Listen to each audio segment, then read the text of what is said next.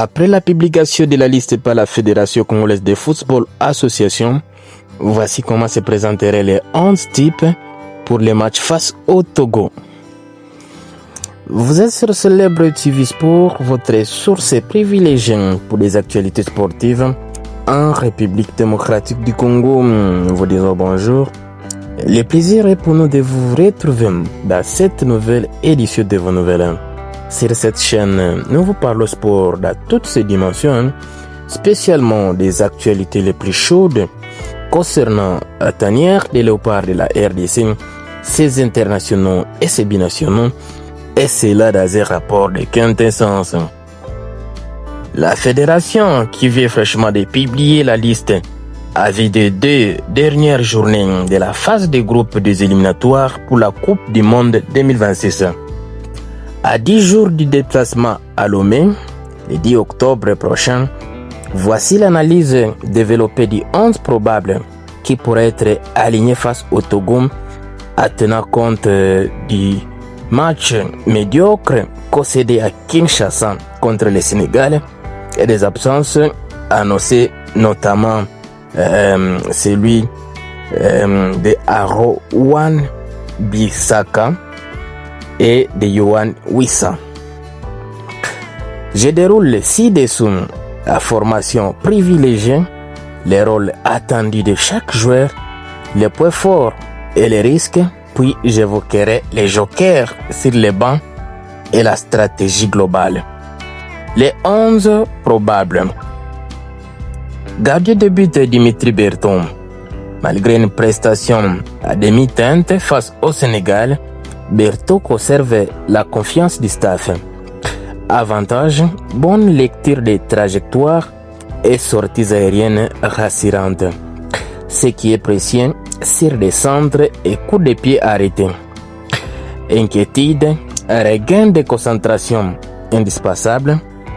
Après des erreurs récentes, il devra soigner ses relances pour lancer les transitions. Latéral droit, Gédéo Kaloulou. Avec l'absence de Wan-Bissaka, Kaloulou retrouve toute son importance. Il apporte régularité et équilibre entre replacement défensif et dynamisme offensif. Son rôle sera double: bloquer les montées adverses et proposer des centres précis pour alimenter l'attaque. Il faudra qu'il joue simple et évite les pertes de balles hautes. Arrière gauche, Arthur Maswaku. Titulaire logique grâce à son expérience et sa connaissance des automatismes de la sélection. Maswaku doit sécuriser le flanc gauche, compasser les montées de l'ailier et proposer des variations. Sa qualité d'un centre peut créer des décalages importants face à une défense togolaise compacte. Défenseurs centraux, Steve Kapwadi et Chassel Mbemba. Steve Kapwadi, mérité par ses performances à club, attesté pour apporter du gabarit et une présence physique plus marquée. Sa mise à place devra être surveillée au départ par la synchronisation avec Mbemba.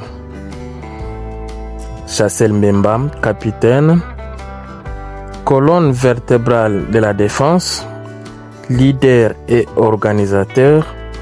Sa présence impose de la sérénité à défense et lors des sorties de balles. Mbemba devra aussi gérer la communication et couvrir les erreurs éventuelles du jeune Kapwadi. Milieu défensif, Charles Piquel. Le retour de Piquel est crucial. Discipline tactique, protection de la charnière et récupération élevées. Piquel doit garder un positionnement strict devant la défense pour couper les lignes des passes adverses et lasser proprement les contre-attaques. Milieu central, Samuel Mutusami.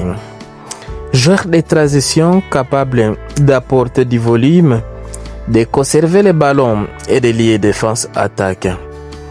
Meneur de jeu, Théo Bongonda, remis en ordre des formes et les moteurs offensifs, créativité, choix de passes et capacité à percuter. Sa mission, jouer entre les lignes, alimenter l'attaque, tantôt meneur axial, tantôt demi-ailier. Il doit être le coordinateur des attaques et garder l'intensité sur 90 minutes.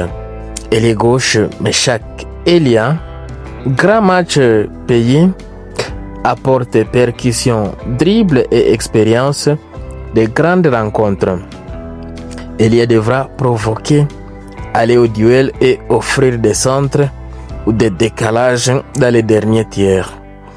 Ailier droit, Nathanaël Mbokoum, jeune et imprévisible, Mbokoum apporte vitesse et verticalité. Il peut être l'élément surprise par ses incursions et ses frappes. Avant-centre, Cédric Bakambu, vétéran, un point d'appui, hold-up, jet d'eau au but, capacité à finir des actions. Les jokers, Fiston Mayele, Noah Sadi Kingalael Mukau, Afimiko Pouloulou.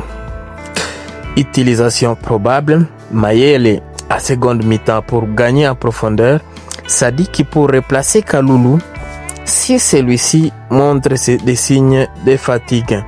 Mukau et Pouloulou selon l'état du score pour varier entre percussion et conservation du bal. En conclusion, cette sélection traduit la volonté du staff, s'appuyer sur un noyau expérimenté tout en injectant de la jeunesse et de la vitesse. Les 4-3-3 proposés offrant un équilibre entre solidité défensive et verticalité offensive. La campagne des éliminatoires exige maintenant régularité, concentration et collectif.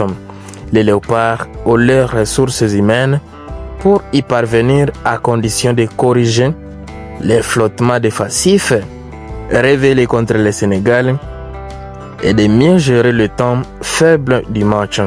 Si la discipline tactique est respectée et que les jokers sont utilisés au bon moment, la RDC peut ramener un résultat positif dès Lomé et garder toutes ses chances pour la qualification comme peut-être meilleur deuxième. Magnifique. Voilà, nous sommes bien arrivés à la fin de ce sujet. Si vous l'avez aimé, laissez un maximum de j'aime. Merci de partager avec nous en commentaire votre point de vue. Abonnez-vous massivement sur cette chaîne. N'oubliez pas surtout d'activer la cloche des notifications, histoire de ne plus rien rater des prochains sujets que nous allons aborder encore une fois. Dans l'entretemps, on se quitte avec espoir de se retrouver très prochainement.